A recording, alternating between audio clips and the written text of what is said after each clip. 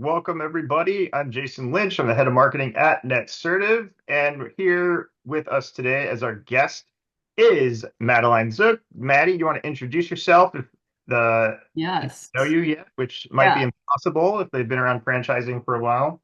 I always apologize. I'm like, they're like, we see you on LinkedIn. I'm like, I'm so sorry. Like, I'm the I'm most sorry. annoying poster. Yeah. Yeah. So fun fact, I'm a veteran of NetSertive. That's where I went and learned the agency side for a few years back now. My husband and I are now franchisees of 5 different home service brands. He is like the owner operator, and I kind of look over the marketing. I am also a franchisor. So right now I'm the SVP of Marketing over at Rolling Suds. Shout out Pam. She's one of our franchisees on here. And Pam, I will see you at our one-on-one marketing meeting later today.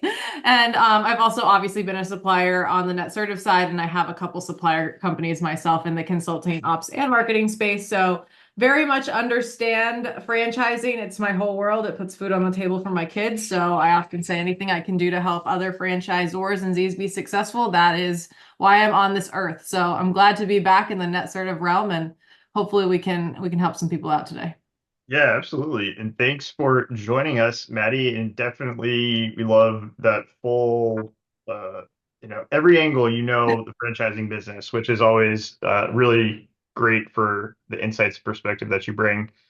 Just a quick overview of NetSertive. We really help brands take control at the local level. So we work with all kinds of franchise and multi-location businesses with deep expertise in digital. We do paid, organic SEO, web solutions. We've been around for over 15 years and facilitated $2 billion in media spend through our platform. So definitely have seen a lot, and we love talking to franchise networks and working with franchise marketers because it's just we love the supporting franchisees at the local level and making sure that they're really achieving success. So it's something we're very passionate about and happy to dive into this today with Maddie, looking at the marketing revenue calculator approach, which is Maddie's approach to achieving success with franchisees, and then diving a bit more into generating leads, nurturing leads, and optimizing the funnel. So it's really that full cycle of revenue. So, Maddie, are you ready to dive into it? Oh, I'm ready. Let's go. All right, Maddie. So the marketing revenue calculator, just take us through this. Yes. So I will show you guys. We're going to stop sharing and I'm going to share my screen in just a second so you guys can kind of see how these numbers all work together. So my husband and I created this when I was the CMO over at another brand because we were having trouble explaining to franchisees how much their local marketing is worth. And because we don't have a lot of benchmarks or attribution around that, what we do have is the digital numbers. So what I like to call this is the devil's calculator. And just if you guys want a copy of this calculator after, just email NetSertive. I've already made like a base template so you guys can have it and play around with it for your brand if needed. But I call it the devil's calculator because it doesn't take into account recurring revenue, lifetime value of a client, or any of the organic or referral leads. However, it does, like I said, take into account those digital metrics. So oftentimes we hear franchisees saying, well, I want to make, I need to hit 15,000, I want 10. And then it's always marketing's fault, right? We never are delivering enough leads. And unfortunately, in the last year and a half, that's true because with the economy, with the politics, digital marketing is tough and it's expensive as hell right now. So we needed a way to show them, yes, we understand that only digital is not what a business is not going to make a business right now, but how do you offset those costs with your time and effort in local marketing? So the biggest numbers we need to know, and the yellow ones are the ones that you would edit, and the green ones are the ones that have formulas in them. So we would want to know our cost per lead, our closing ratio. So we'll say like when a lead comes in, if you book them for an estimate or you book them for a trial, whatever that may be in your brand, what that conversion rate looks like. This should typically be the higher one because again, you're giving away something for free, et cetera, et cetera. They've actively called in looking for that. And then your secondary closing ratio, which I call success rate, is when you go from the quote, the estimate, the trial to the actual sale. That's typically lower. And I'll tell you, like, lead to estimate conversion rate, we're looking between, we'd like it to be between the 72 and 85%. And then for estimate to sale, depends pretty heavily on your industry and your average job size, but essentially we would like to see it lowest end like 35. And if you can get up into that 50, 55 range, you're really going to see some numbers start to drop in terms of cost, obviously. And then you've got your average job size. So then you're going to put in how much revenue you want. And then it's going to back it out by saying, okay, based on all of these metrics, then you would need, 77 leads, 56 estimates, and 23 jobs. So in order to make 15,000 based on our digital numbers, you need to spend 7,700. Now that's tough. So basically what I'm going to show you now is how little pieces of different aspects of the marketing really, really help drop this cost even before we get to local marketing. So do you want to stop sharing real quick, Jace? Okay, go for it. Okay. A second here. I'm going to send the request. I'm allowing it. I'm allowing. There we go. allow. All right, so I assume you can see this. So all of our franchisees in Rolling Suds have localized marketing plans, which is essentially an entire workbook that we track their website data, their call center data, their monthly plans, et cetera, et cetera. But one of the big pieces here is this marketing revenue calculator. So like I said, we know our cost per lead, our lead to estimate, our success rate, our average job size, and how much revenue we want to drive. Now, this is where it gets fun. So for instance, most cost per leads right now, if you're in the 60 to 80 range, that's fabulous. Again, it depends on industry. So I'm primarily talking about home services right now. But for instance, if ours is 110 and we want to make $12,000 additional this year. So, or this, let's say this month. That's a pretty good estimate of how much I would have to spend four-ish, five-ish to make 12. But this is more realistic of what I typically see. And you're going to start seeing these, oops, not 6,500, that's for sure. You're going to start seeing these numbers start to get pretty out of whack.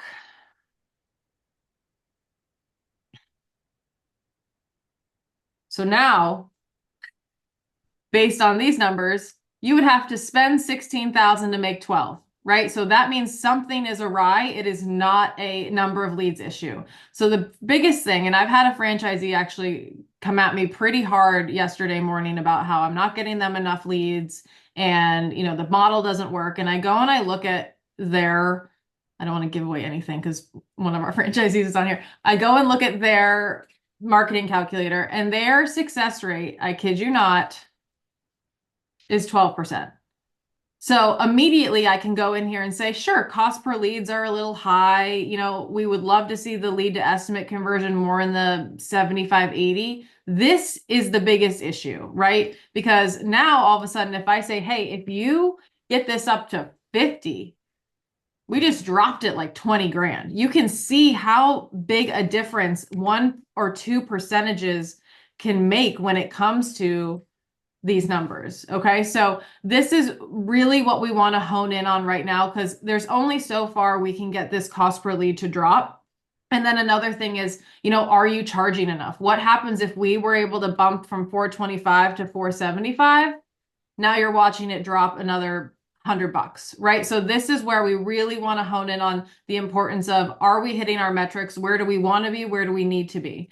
And then when it comes to, okay, we're relatively in the green, then what, right? Then what do we do? And that's when we're going to start talking about the local marketing plans, the door hangers, the yard signs, the BNI meetings, et cetera. This right here, this cost per lead, that's going to be greatly affected by your actual spend and who's spending it, right? Do you have a professional agency like NetSertive doing it? Do you have the franchisees doing it on their own, an intern? A lot of things can affect how much that bidding goes into. This line item right here, that's your first point of sale. Do you have your franchisees answering the phone calls? Is it the general managers of the store? Is it a call center? Those are going to make huge differences. Right now, our call center is averaging an estimate ratio of 85%, which is fabulous. And then, like I said, now this is the franchisee. So if they're closing at a 12%, that tells me ops needs to get on the phone with them and immediately start going over a sales training. Why are they not closing these leads? Are they nervous? Are they overbidding, underbidding? What is it? What is it? I have a franchisee closing at 55%. I'm immediately calling him and going, what is your pitch? What does it sound like? What are you doing? How are you doing your cost analysis so that I can help with the rest of whether it's in his region or the system as a whole. And then of course, average job size, that typically comes down to competitive pricing. But again, even $25, if you can increase that, that's not something a customer is going to feel top line, but it's something your franchisees are going to feel. So now if I get, all of this down, and obviously these are very nice metrics, but that is more digestible, especially for franchisees that are going to sit down and say, I'm just not going to local market. Like, no matter how much you push me, I'm not going to. Okay. That's not okay, but that's okay. We can work with that because at least you have the expectation of this is how much it's going to cost in digital to get there. And it's probably going to be a slower process as well. So as long as their overhead and their expectations line up with that, that's a franchisee that you could say, I'm not going to waste a lot more of my resources trying to get him to hang door hangers, but he also understands what metrics are to come from that. So I'm going to stop there now. So the reason I wanted to show it to you live is because it's crazy Yeah, for show myself me. as a franchisee to see how little changes in the percentages can make a difference. Because essentially what I got down to telling this franchisee was like, look, it doesn't matter how many leads I get you, you're not going to close them. And like, Right. that's tough love, but they had to look at themselves in the mirror and say, the numbers don't lie. And then, my response is, okay, how do we coach you up for that? So again, this is a calculator, doesn't take into account a lot of other, more in-depth business aspects, but it's fun to show your franchisees and allow them to play around with their numbers and budgets, and gives them more autonomy to understand and conceptualize what their key metrics actually mean to cash in their pockets. Yeah, that's awesome. So what do you include in the cost per lead? Are you looking at just digital here, or are you accounting for all the other local expenses, staff time? Let's say you also have direct mail or you've been tracking yard signs, go ahead and throw that in here. But most brands only are pulling from their digital suppliers, whether that's across Meta and Google or just Google. However, I would not put in here any sort of lead aggregator that's like a capped monthly cost per lead, because that's just not realistic. We have one question, and please, if anyone has any questions as we go through this, definitely add them to the Q&A. So Madison asks, based on your experience, how much revenue should digital contribute to a franchise location's overall revenue? Yeah, that's a loaded question. I would say post-COVID, everyone was spending money. Digital was super, super easy. We could basically just put money in and leads were going to come through. So there was not a lot of local marketing going on because we simply didn't have to. It was just working. Now, I would say, people are still reliant on that method, but it's not driving the same amount of revenue. So instead of actual numbers, because again, it depends on your budgets and et cetera, et cetera. But I would say you want digital to be responsible for probably 60 to 65, if not 70% of your revenue driving in. And then the other 30% is referrals and local marketing. And the goal being is that if digital's doing its job and the local's doing its job, eventually the local's going to continue pushing the digital down without necessarily having to change your spend. And that's where that greater growth comes from, because you're continuing to spend, but the local marketing is starting to snowball, to increase your SEO value, get reviews, respond to them. Now, similar to that, our franchisees we have a the business, Google My Business page setup, the local listings, their verification, and they do review management, and they also help with our social. But I know for certain that everything is set up on the back end that Google likes and agrees with on their Google business page, which is allowing my franchisees to get as many reviews as possible, which is going to push them into that 3-pack or increase their SEO. And then as a franchisor, what I'm responsible for is the back end markups, the maps, the schema, the content, the keywords, the sub pages. That's what I'm looking for, and that's who I'm contracting on a grand scale, so that I'm not just saying, oh, are all my franchisees on the first page of Google? I think that's unrealistic because, like I said, the age of the business, where you search, what Google's doing today or tomorrow is going to affect that. But what I want to do is, I don't want to find spot number 6 or 7 or 8 on the first page of Google. Where am I organically? I want to be on the whole first page, the whole second page, the whole third page. And that's an option these days if you pull the right triggers. And of course, I can talk to anyone about how we're doing this, on the back end of some of the brands I work with, including Rolling Suds. But that's what I would suggest in terms of, if we're really talking about franchisee SEO, it's truly your Google business page, if that's what you're considering it for, charging your franchisees to have someone monitor that and help with the review and local listing side. If you're talking about it from the content side, in my opinion, it should be a franchisor expense, because we're not allowing franchisees to go in and add content and edit their website as they see fit. So sure, it's something you could put in the tech fee, so that you have something other than the NAF to pull from to kind of implement bigger investments on the SEO side. But when it comes to franchisee by franchisee, I truly coach to the review piece of it. Yeah, that's awesome. And we've also seen that with SEO, it's having the whole technical layer locked down, having everything that's pointing to the location pages locked down with reviews. And that's even what is feeding the AI overviews on Google. So the more positive reviews you have, the more likely that you're going to show up and Google's going to pull the content from your reviews into the AI overview to recommend a provider near them, right?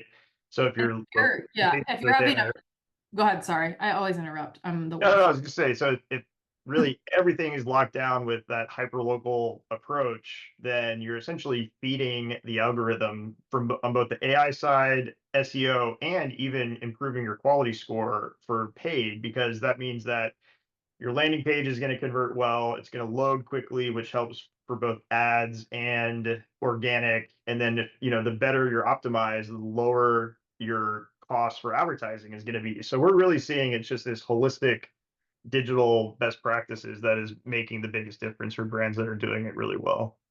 Yeah, and I would say if you're having trouble getting franchisees to get more reviews, one, look at the automation. Do you have a company that can send automatic texts and emails out? I highly recommend going to the Google reviews, because again, that's where the SEO is coming from.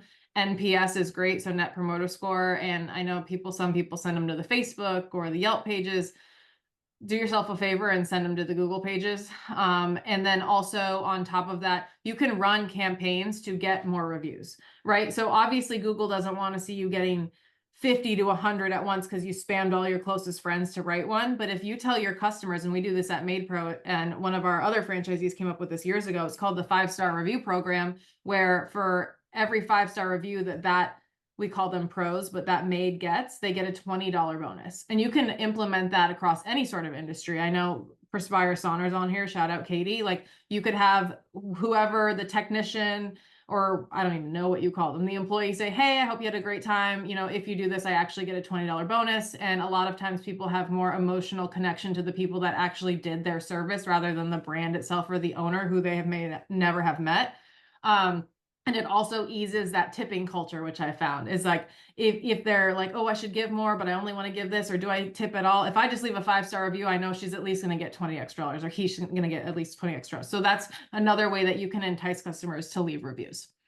Yeah, that's such a Fun great idea. fact. I love that. All right, let's keep expanding on this a bit. And we talked a lot about digital leads, but when it comes to the non-digital leads, what are some things? I know you're, slinging yard signs, showing up at local And events in your linking yard signs. yeah. What works well right now with your locations on the non-digital side? Yeah, so it's pretty pretty basic. As much as things change in franchising, things truly don't. I will Mhm. tell you right now, in non-digital, cold calling is working really well for us. It's Hmm. ridiculous, and I don't know why, but my guess is that it's because it's similar to direct mail, where it comes in waves, where nobody's really doing it now, at least on the business side, outside of like all of the political calls you might have gotten the last 3 weeks. And people are picking up the phone and they're going through the process. I think that that will probably stay for another season or two and then kind of simmer out again as people start to catch on. We still do the co-op mailers, the new home buyers, the Val packs. We love a good EDDM, which is every door direct mailer. Outside Mhm. of that, what I tell our franchisees to do and to track both their cost and their hours. Of course, we want door hanging. That's relatively easy. You can have your techs do it. You can have your GMs do it. If you're in home services, if you complete a job, we say go 10 across and 5 on each side. Of course, there's yard signs. I think one of the biggest pieces that people are not taking advantage of are these BNI groups, right? Because they think of it as that's not my direct customer. It's like there's a line of defense to get to the customer, and like I'm a little nervous doing it. My friend Mary Thompson, who was with Neighborly for 30 years and is now the CEO of BNI, recently called me and said, I think her number was something like 6 out of every 8 referrals from BNI to local businesses close. Like that's an incredible ratio. So that, small businesses want to do business with other small businesses. So I think, that's really good.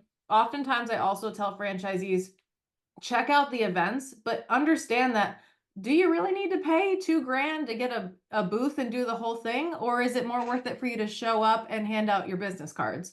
So understanding like, sure, if we go to a home show and we're going to show our closets, we're going to get a booth and we're going to, give away something nice and get as many hot leads or we'll say medium hot leads as possible. But if it's a community event, I'm probably not going to get one of those breakaway tables. I'm going to attend. I'm going to put business cards in all my kids' hands and say, hand out as many as possible and I'll give you a lollipop. It works, so, um, Yeah. and we'll write our number or on the back, or we'll say, hey, we're the owner, we're just trying to fill in some slots for our local workers, we'll throw in $50 off.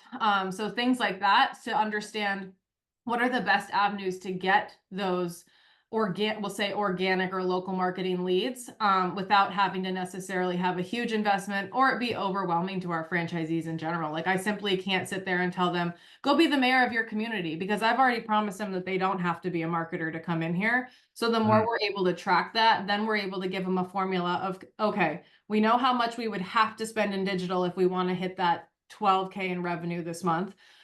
You only want to spend, and we know it's 7,000. You only want to spend 3,000, which means we have to find 4,000. Well, we have our cost per lead, our cost per acquisition, and our average job size. We can use those as benchmarks, put them over into the door hanging, the local events, how much, then we can put goals to, if I did go to a trade show and I invested $2,000, well, based on my cost per lead, my cost per acquisition, and my average job size, how much should I get from that trade show? And sure, it might be off until you get some recurring data on the local side, but that way we're at least putting goals to it and we're not just shotgunning an approach to local marketing, which I feel like is what most brands are coaching to now because they're unable to tell franchisees either do it yourself, you have to because you can't afford not to, or it's you can afford to hire someone to do that or pay one of your techs to go do it or your employees, or like I said in the beginning of maybe they can afford to not do local marketing because that's going to be what happens for a subset of your franchisees. So we essentially want to get down to time doing X equals X in revenue or cost invested in X equals X in revenue. And realistically, we'd love that to be 50% digital, 50% local marketing. Right now, I think it's like 90% digital, 10% local marketing. Can we Mhm. get it 60/40, 70/30? I think that's a realistic balance of where we'd want it to be. Yeah, that's awesome. Let's keep moving here we talked some about referrals, reviews, nurturing. What makes the biggest difference with nurturing? What makes a good nurture program? Because I know a lot of times leads just fall into a hole and they never get followed up on, or you're talking about the differences between call centers or someone directly answering the phone. What's working well right now with nurturing and follow through?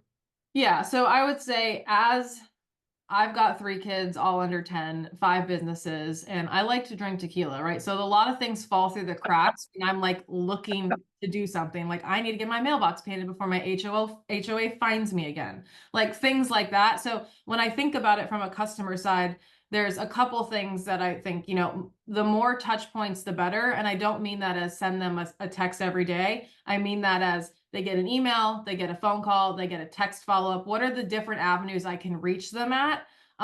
Without it being too invasive. Like, I'm not sliding into their WhatsApp DMs, but at least give them an option of, if they don't spend a lot of time on their email, or I have 107 missed text messages right now. Diane, you're not helping me. Now it's 108. Just kidding.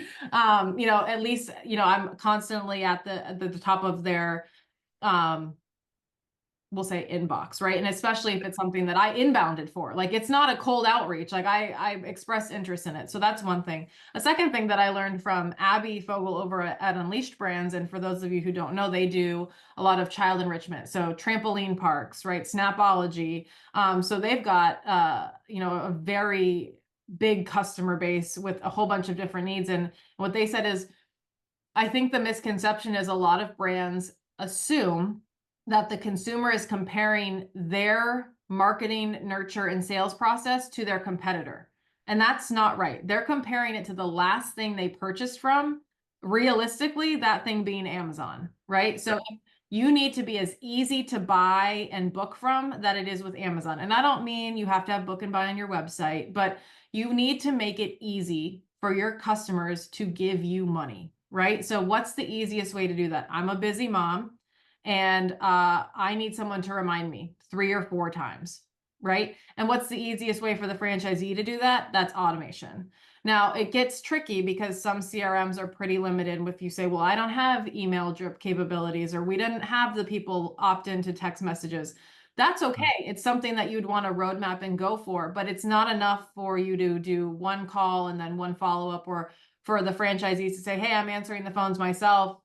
Now it's I called them once, I gave them an estimate. There's a ton that we didn't follow up on. And now it's 3 weeks out, and, those are cold, right? How do we keep them warm? And the way to do that is to automate that touch points. Yeah, no, absolutely. I know one of our someone that sort of recently did this program with the local energy company to get a new water heater, because they had some sort of discount thing where if he put his number in, then companies could call them and get this discount because his broke and he did a new one, right? And one Mhm. company called him within an hour and was so responsive, and everything about it was just, immediate. Everything made so much sense. But he said because his number went into this pool, he was getting calls for 3 weeks of, like, hey, do you still need that water heater quote? Yeah. And the answer is no, he doesn't, right? Because that was a purchase that was needed really quickly. And so the digital customer experience absolutely applies across the board. Everyone wants things quickly. It absolutely is that Amazon. So you have to figure out how Mhm. to just put a fail-safe in so that there's a report showing when the lead came in, has it been followed up on, right? And it's someone's job to make sure that whatever the drop dead time is in your business, that you're following up by a certain time. Yeah, Uh, and then that plays directly into those closing ratios. Jacob mhm. asked if I'm using any AI for lead nurturing, chat box, or cold calling.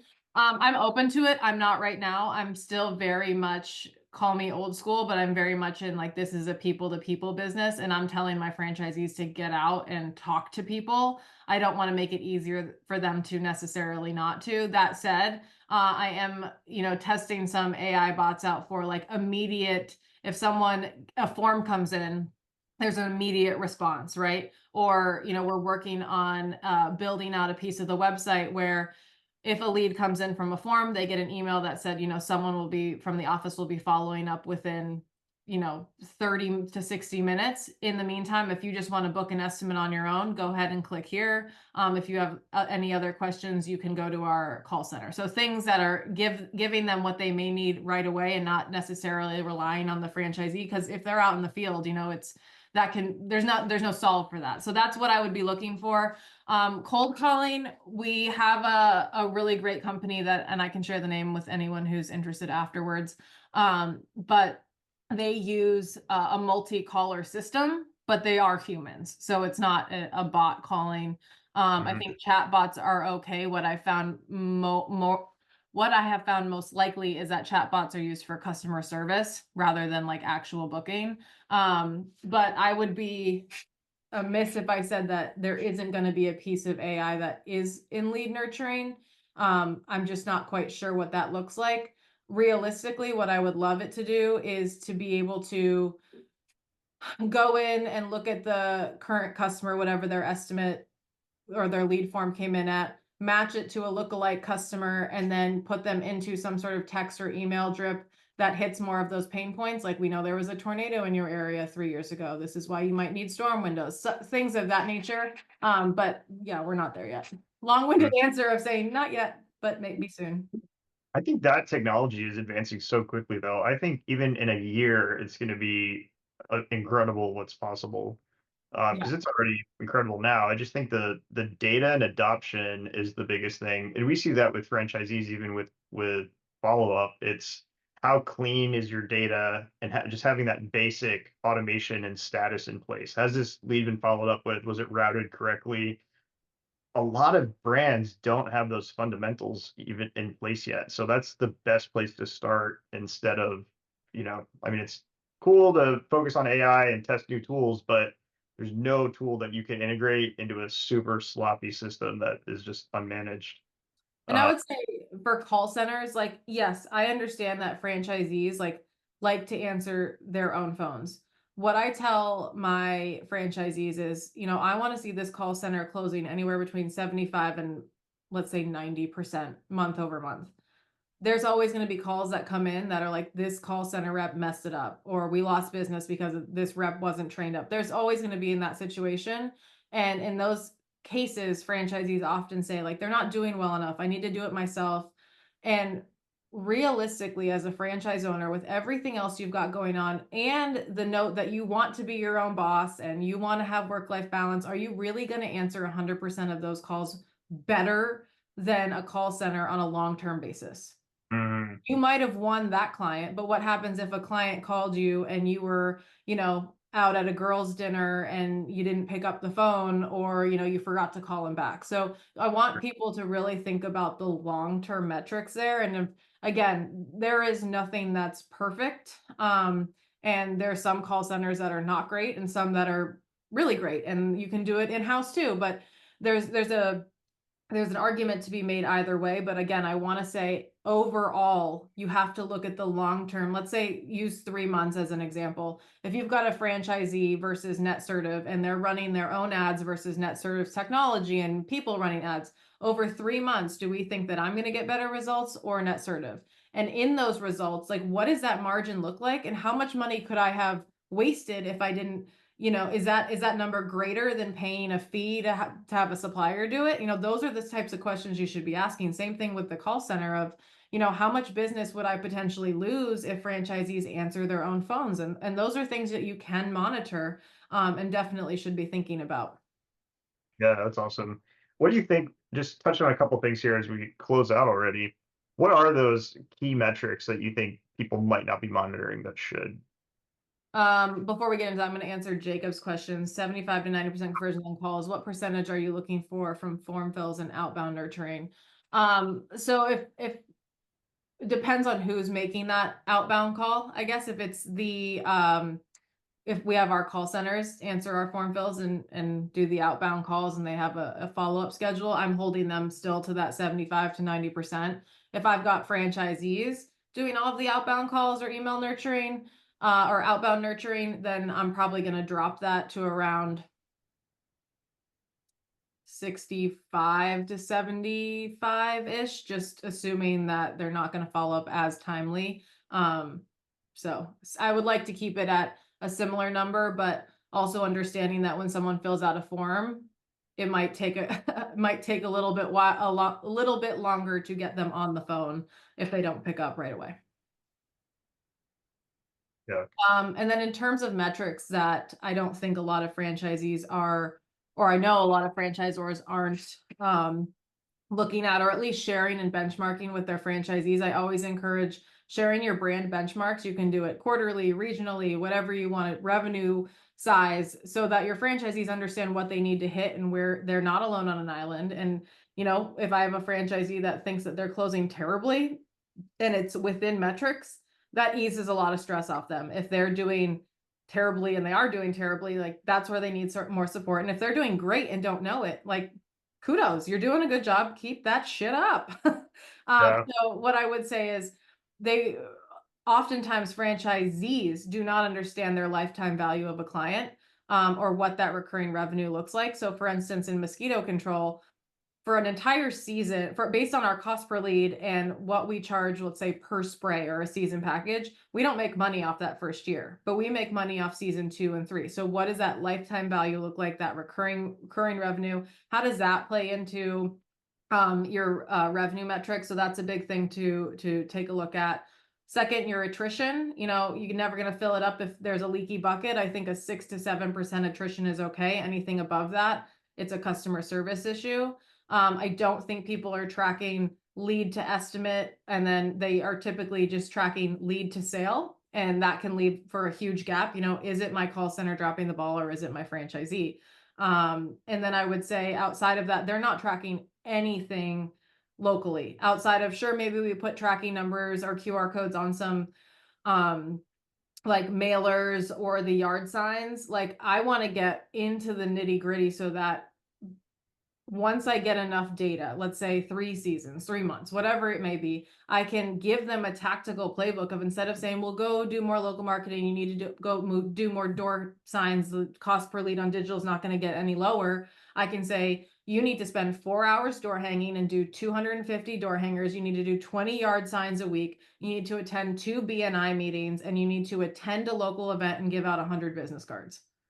That's much more, I can wrap my brain around that and when I need to do it and who I could potentially pay to do it, rather than I should probably attend that BNI meeting, but it's Friday night and I want to have a beer and sit on the couch and watch TikTok, right? Because now I Mhm. can say, by not going to that, this is how much revenue I could lose in my business. I'm probably getting my ass off the couch. Just quite Yeah. frankly, as a franchisee, I mean, that's where I'm at. Yeah. So what do you say, closing out here with just, we have the metrics. Actually, let's answer Sebastian's question here. Uh, he says, how can franchisees strategically leverage tools like the marketing revenue calculator to set realistic revenue targets, adjust to shifting consumer behavior, and optimize their budgets for maximum ROI? Well, I think this whole webinar speaks to that in one sense, Yeah. but If I uh, could give it in like 2 sentences, I would say, one, it gives them a holistic view of how they are operating their franchise, who is accountable in terms of, say, call center, franchisor, or franchisee. That eliminates a lot of the gray area of, well, I'm not getting enough leads or it's my fault, right? The shifting consumer behavior is going to be reflected in your cost for leads, and your closing ratios. And then in terms of optimizing their budgets, what we need to take into account here is, how much is their overhead? How much are they looking to drive? What is the standard franchise growth plan? What makes the franchise work? Why is the brand proven and the process is proven, right? What does that look like?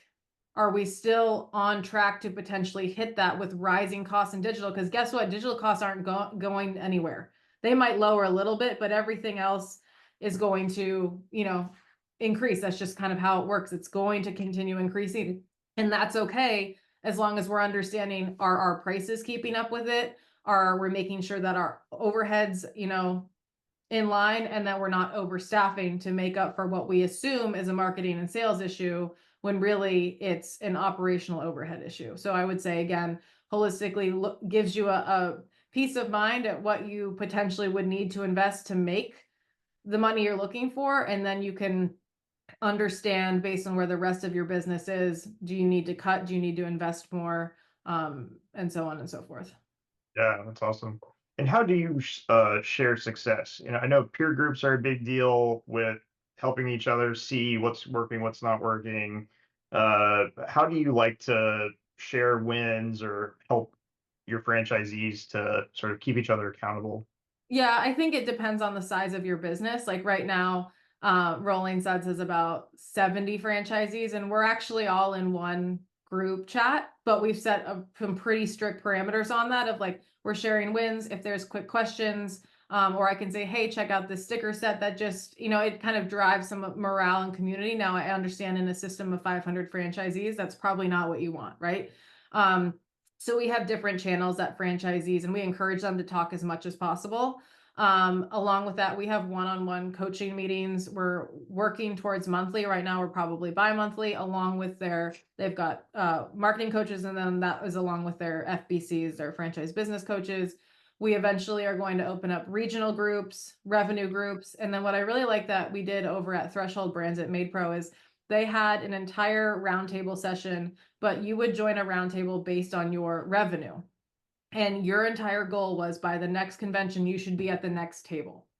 And what Nice. we did was help everybody that wasn't necessarily, in their region, but everyone that's in a similar stage of their business, regardless of how long they've been in there, talk about what they're doing, and then give, let's say a home office person is in charge of a certain group, give them an actionable playbook of how they can get there and what that group that they're looking to get there did when they were in their positions, and also helps us shift the focus to our breadwinners. I think the majority of the time, the top performing franchisees are ignored because we don't really need the help. My husband and I are in that group. We don't really need the help, but we still want it. We still want to continue growing our business. And, to be honest, those royalty checks are the ones that are probably keeping the business going. So we want to be able to monitor as a franchisor how much attention is going to risk and recovery, how much is going to the breadwinners, and how do we split our time amongst, the median. So that's definitely something that's been pretty helpful too, because again, when you're in a certain situation, and you're in the higher revenue groups, you're going to have to try different things. You're going to have to take different marketing strategies, and it's going to take other people in that same realm to do that, which has been super helpful. And I would love to adopt that in a more national way. But right now, I think our hands are pretty full with, we've got the regional groups and the one-on-ones, and then, of course, the community threads as well. That's awesome. Yeah, Maddie, thank you so much. We're going to call it. We're at time. But thanks to everyone who attended. Thank you, Maddie, for sharing the calculator and also just all of your insights. Everyone definitely we'll share the recording, but definitely reach out with jlynch@netserve.com if you want to dive in further into the revenue calculator. And with that, thank you so much, Maddie, and have a great day, everyone. Welcome. Thanks, guys.